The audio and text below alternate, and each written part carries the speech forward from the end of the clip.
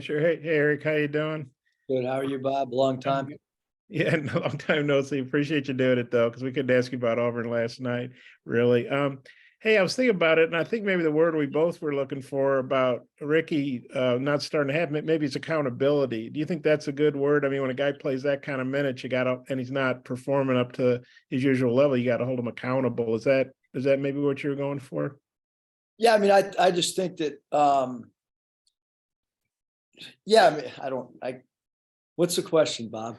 Well, I mean, do you feel like, hey, whether it's Ricky or whoever, if he's playing big minutes and he's a minus 18, you sit him down to start the half because you want to hold him accountable. Is that Yeah, is I that mean, I think that's fair. okay? Maybe could you expand on that a little bit? And also, I thought Ricky had a pretty mature approach. Some guys, they don't take that too well. And he came back and played, exceptionally well in the second half. Just what do you think about the maturity and how he handled that? Yeah, no, I thought he handled it the right way. Because I think anytime that a role changes or whatever, you always want to be ready when called upon. And I thought when he went in the second half, he was phenomenal.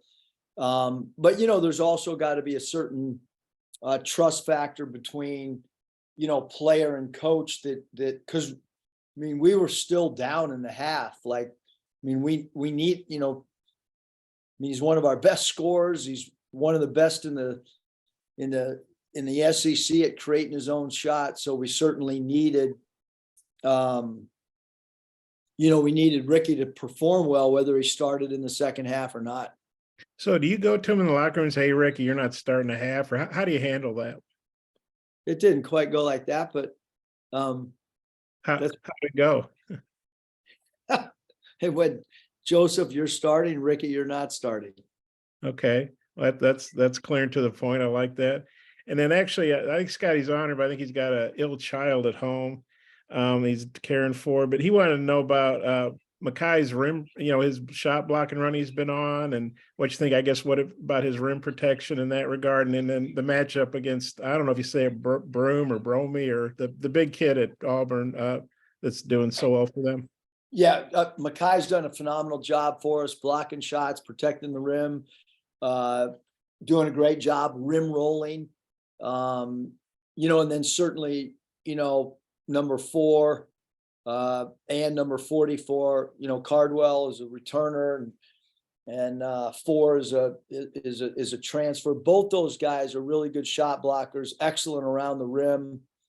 They're different players at that center spot, but both bring great qualities for Coach Pearl's team. And in this league, you've got to have bigs in order to win at a high level, and certainly with Auburn's front line, because Williams, number 2's played well, and Chris Moore has done a really good job, number 5, and Flanagan's he played really well yesterday against Georgia. So I think it's across the board, their front line's really good, and Makai's done a great job for us rebounding defensively.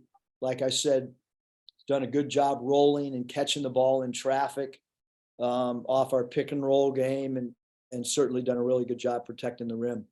You talked about trust a minute ago. What kind of increased trust that maybe you and the coaching staff and the players have in Joseph? And I assume he's probably earned more minutes moving forward.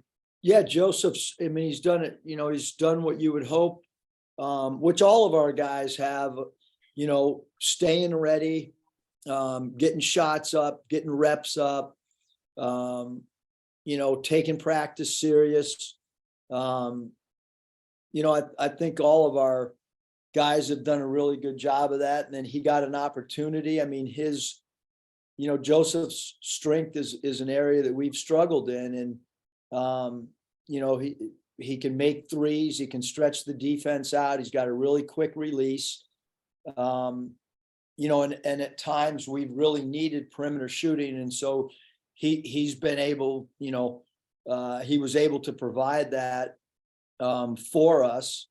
And some other nights it might be a different type player that's needed. I mean, in our San Diego State game, Barry Dunning played, I think, 7 minutes in that game.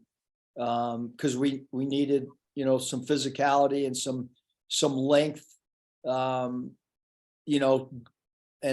needed a guy that could guard kind of a 3-4 against San Diego State based on some foul trouble. So you just never know when you're going to be called upon. You just hope that, when you go in, that you can produce and help the team.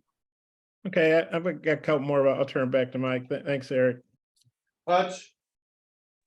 Yeah, Coach, I'm curious if you've maybe been able to pinpoint a reason behind y'all's slow offensive starts the last couple of games, and maybe what y'all are going to maybe focus on at practice the next couple of days to help that against Auburn.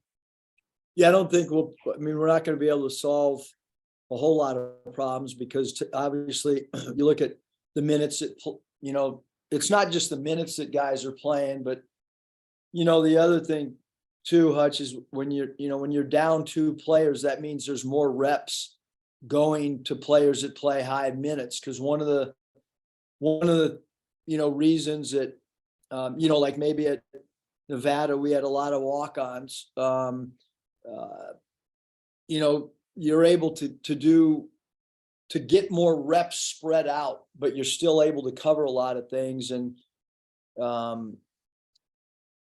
with a smaller roster, everybody's kind of getting reps. And so it's, we're not going to be able to go long today.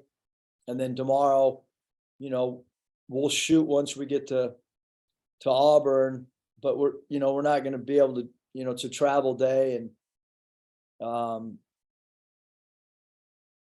there's a reason it's 40 minutes. I'd certainly rather be playing better in the second half and closing games out than playing really bad and at the end of the game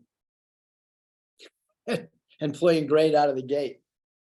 That's fair. And also going back to Makai, we've noticed that it seems like he scores y'all's first points almost every game the last several month or so.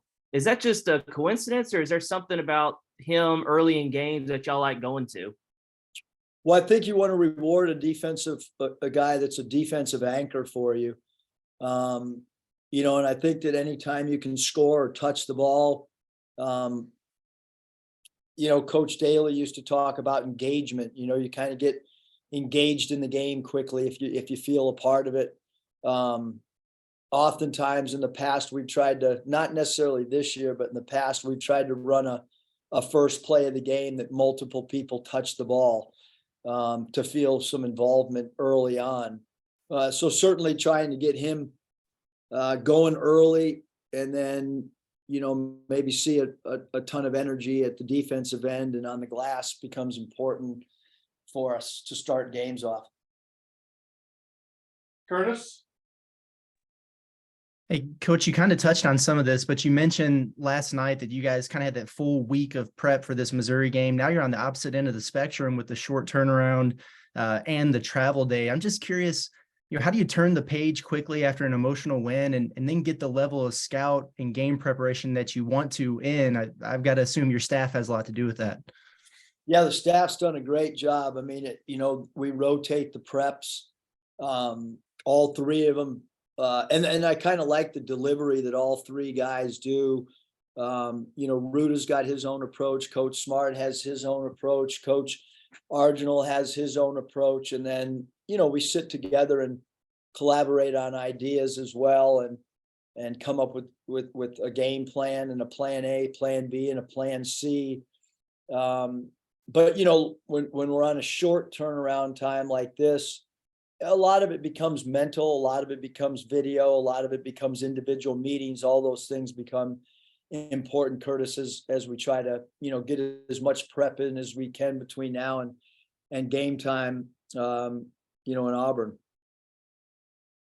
And then, you guys are a mostly new roster. Auburn has a ton of returners. I guess with that in mind, do you expect them to have, I don't know, maybe a little extra motivation or energy given how things played out in the game in Bud Walton last season? Is that something that you talk to the guys about? Not really, because it's just, we just don't have, obviously Kamani and Devontae, those 2 guys were part of it. But I just think when you have a new team, there's certainly there can be certain emotions. I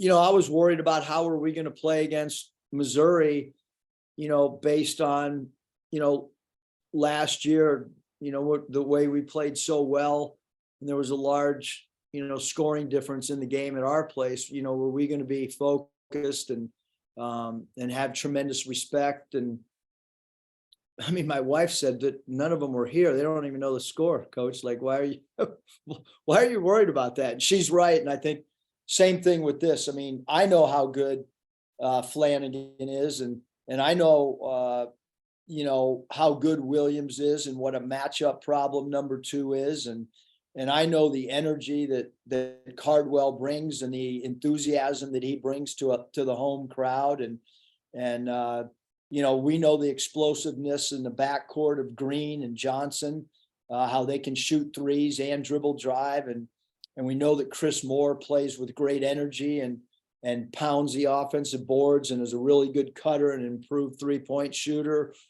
We know Jasper can make threes and puts great ball pressure. And Donaldson, number 3, has played some really good games for a freshman. So all these things, but we got to teach our guys who these players are, because it's a new team in the SEC rotation, so to speak. Bob, follow up. Yeah, Eric, obviously Auburn had kind of a tough loss at Georgia. Georgia looks like they're a lot better than last year, but they've won. Auburn, I'm talking about, has won 26 in a row at home. How big a challenge is it playing in that arena? It's kind of cozy and they get pretty rowdy and stuff. Yeah, I mean, I think I think everybody in the country knows that playing a road game at Auburn is as hard as anywhere in the country. Coach Pearl has done a great job of creating an environment. I know the last home game they had, I watched it on TV, and it looked like they had a great student turnout, even though we all know it's still a school break time. But yeah, that's a really, really hard place to play. And the record tells you so. When you win that many games in a row, that's why it's one of the hardest buildings to win in the country. And I know they all even out, 9 at home, 9 on the road, but 3 of your next 4 are on the road. And I think 4 of your first 6 are on the road in the conference. Just how tough is that? Yes. I mean, like you said, Bob, I think it'll all even out. I think with each road game, our younger players and our new roster kind of grows together. I don't think there's any doubt that the LSU environment was new for all of us, and you grow and you learn through those experiences. Playing in Hawaii, I think, really helped us, and loved the environment in Tulsa. That was really good for our team. But I mean, I just hope that we continue to learn and grow, and road games oftentimes help you do that.